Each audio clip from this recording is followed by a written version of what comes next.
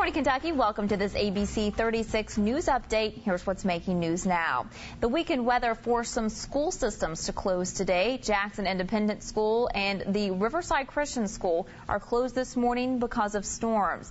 And cleanup continues today in Madison County. But people who lost homes and property are getting help from friends and strangers. The storms that ripped through the state Friday caused a lot of damage, but that didn't stop people from coming together to help those in need. Some of the people who drove through the Kirksville area yesterday did more than just take pictures of the damage.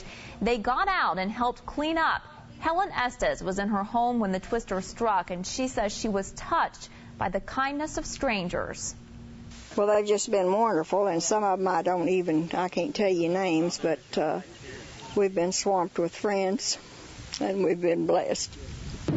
Now, her home could be a total loss. The century-old house she rents out behind it is even worse. The winds also drove a stick through the windshield of her Buick.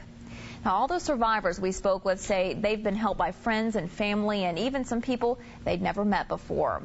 Well, in other news, 2 state troopers are put on leave after a shooting in Knott County that left a man dead. Officials say troopers Joel Abner and Randall Riley were called for a welfare check on Big Spring Branch Road. Now, once there, the officers say 63-year-old Charles Sizemore pulled out a handgun. The troopers opened fire, hitting and killing Sizemore.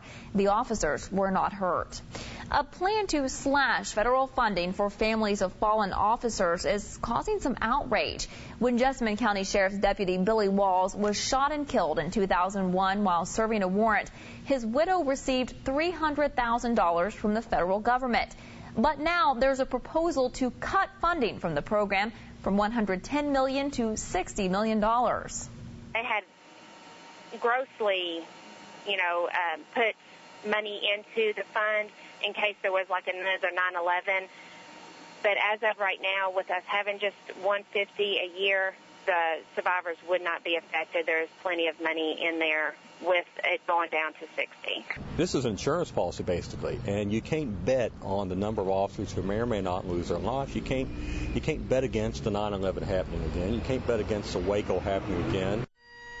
Now, the proposal comes a week before National Police Week in Washington, where fallen officers will be honored.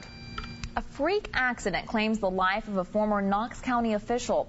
The Sheriff's Department says former coroner Jerry Garland was mowing his yard yesterday when he lost control of his mower and flipped over an embankment. Thank you for joining us for this ABC 36 News Update. Have a great day.